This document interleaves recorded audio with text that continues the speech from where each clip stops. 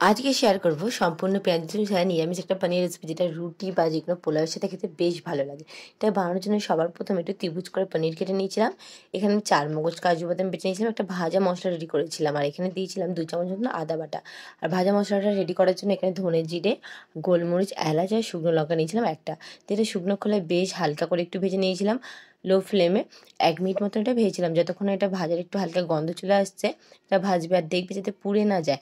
তারপরে এটাকে ঠান্ডা করে নিয়ে মিক্সিতে একটা ফাইন গুঁড়ো করে নেবে, তাহলে কিন্তু এই ভাজা মশলা রেডি হয়ে যাবে।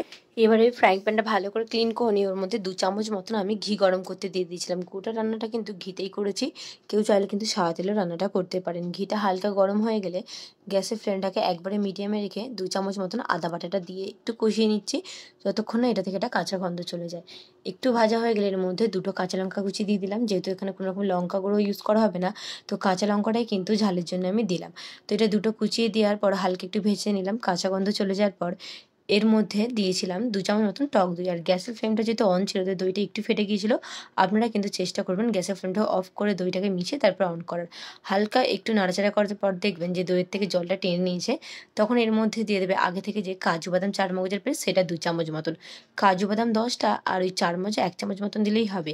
আর যে ভাজা মশলাটা রেডি করেছিলাম সেটা হাফ চামচের মতন দিলাম, দিয়ে ভালো করে নাড়াচাড়া করে মিশিয়ে নিচ্ছি। ভালো করে নাড়াচাড়া করে মিশিয়ে নিয়ে এটাকে ততক্ষণ কষাতে হবে যতক্ষণ হালকা একটু তেল ছাড়তে শুরু করবে। আর তেল যখন ছেড়ে দেবে এর মধ্যে নুন আর যতটা আপনারা এই রেসিপিটার মধ্যে মিষ্টি খেতে চান সেই অনুযায়ী চিনিটা মেশাবেন। আর পনিরের রেসিপি দেখবেন একটু মিষ্টি মিষ্টি হয়, সেই অনুযায়ী আমি একটু বেশি করেই মিষ্টিটা দিয়েছিলাম। দিয়ে ভালো করে এটাকে মিশিয়ে নিচ্ছি যতক্ষণ না এটা থেকে বেশ খানিকটা তেল ছাড়তে শুরু করে দিয়েছে।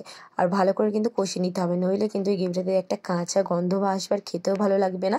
মিনিমাম 2 মিনিট মতনটা কষানোর পর বেশ অনেকটা কিন্তু মশলাটা থেকে তেল ছাড়তে শুরু করে দিয়েছে।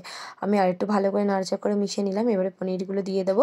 আর কারোর যদি মশলার নিচে লেগে যায়, সেক্ষেত্রে কিন্তু অল্প একটু উষ্ণ গরম জল দিয়ে কিন্তু মশলাটাকে কষিয়ে নেওয়ার চেষ্টা করবেন, কোনো রকম কাঁচা জল দেবেন না। আর এখানে চেষ্টা করবেন একবারে ফ্রেশ টাটকা পনির ইউজ করার, কোনো রকম কিন্তু আগে থেকে ভেজে নুন জলে ডুবিয়ে রাখা পনির ইউজ করবেন না, সেক্ষেত্রে কিন্তু টেস্টটা খুব একটা ভালো আসে না। কাঁচা পনিরটা ইউজ করবেন, দেখবে এই রেসিপিটা খেতে অনেক ভালো লাগে।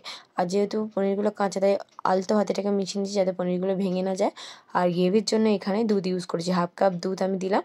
হাতের সামনে লিকুইড দুধ না থাকলে হাফ কাপ জলে একটু 1 থেকে 1.5 চামচ গুঁড়ো দুধ মিশিয়ে নিলেই কিন্তু সেটাও, ওই দুধটাও দিতে পারো, তাহলে কিন্তু টেস্টটা বেশ ভালো আসে। আলতো হাতে ভালো করে মিশিয়ে নিচ্ছি। আর কেউ চাইলে কিন্তু এই সময় গরম মশলাও দিতে পারো। বাড়িতে অনেকেই গরম মশলা খায় না, সেই জন্য আমি আর দিলাম না। আর এটা হাই ফ্লেমে একটু ফুটিয়ে নিচ্ছি, আর আলতো হাতে আবারও একটু মিশিয়ে নিচ্ছি।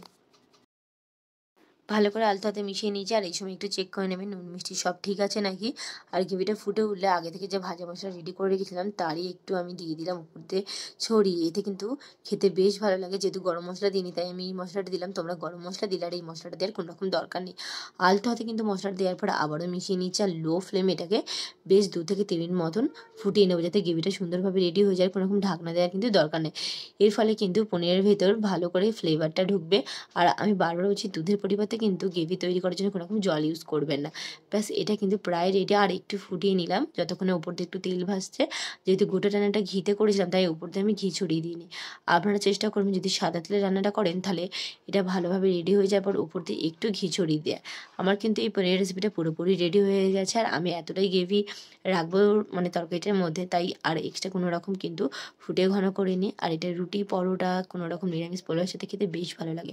আপনাদের রেসিপিটা কেমন লাগলো জানাবেন কিন্তু।